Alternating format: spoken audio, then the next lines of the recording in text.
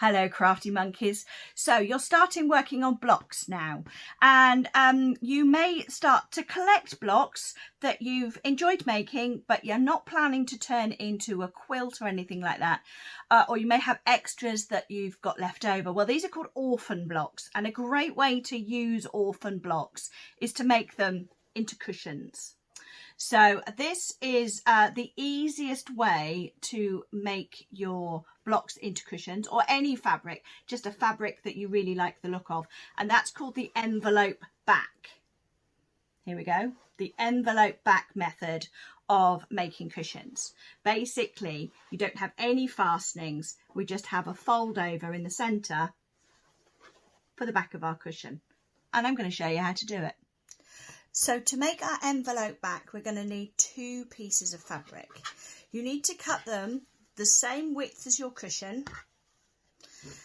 In this case, our cushion back is, or our cushion front rather, is going to be 12.5 inches. So this is 12.5 inches. But then you need to cut the width slightly bigger than half. Okay, so for example, if you were doing a zip, you would cut your 2 pieces in half and add a bit for the zip. But with an envelope back, because there's not a fastening on your envelope back here, you're going to need it to overlap.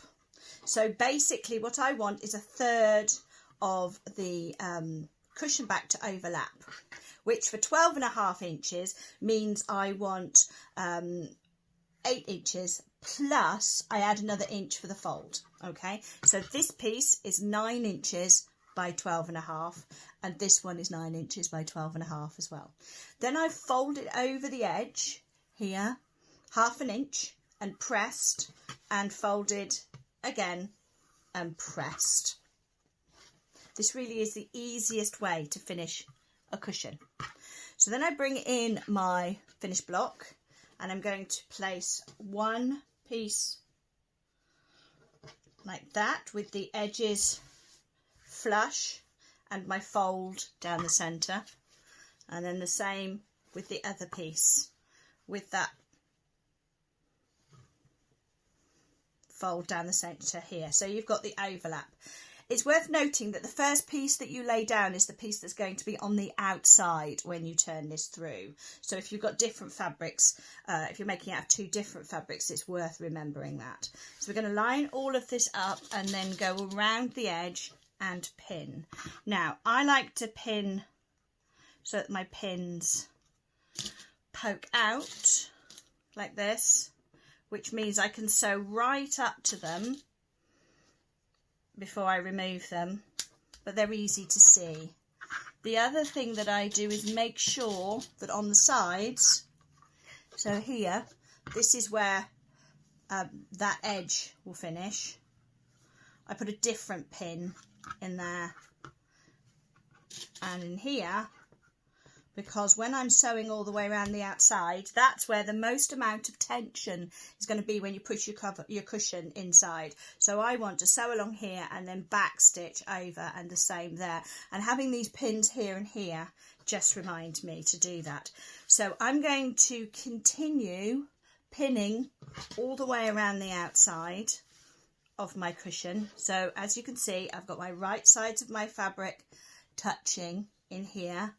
I've got my, this could be a plain piece, this is a block, this could be a plain piece, but right sides together. Make sure everything's smooth as well. Don't accidentally pin it like that or sew it like that, because you'll have to unpick it. So I'm going to continue pinning, and then I'm going to go to my sewing machine and stitch with between 1/4 and 1/2 inch seam allowance all the way through, all the way around rather. It does depend, the seam allowance does depend on what you're using on the front. So for example, if I'm using 1/2 inch on this, I'll lose those edges of my blocks. If you want to finish it particularly sort of professionally, you can use your overcasting stitches on your sewing machine, or a zigzag stitch just to go around the outside to prevent fraying when your cushion cover is washed.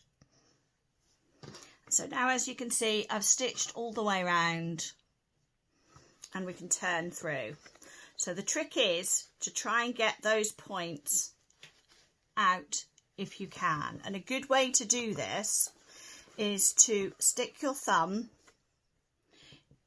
into the corner, fold the fabric along the stitch line so it creates a point just here, and then there's tuck that inside like that and give it a rub, because that will actually sit in the corner quite comfortably then. If that bit's not playing, just get a pin and just give it a little bit of help. But you've got fabric in that point there now that is straight rather than bunched. So I'll just do the other two corners.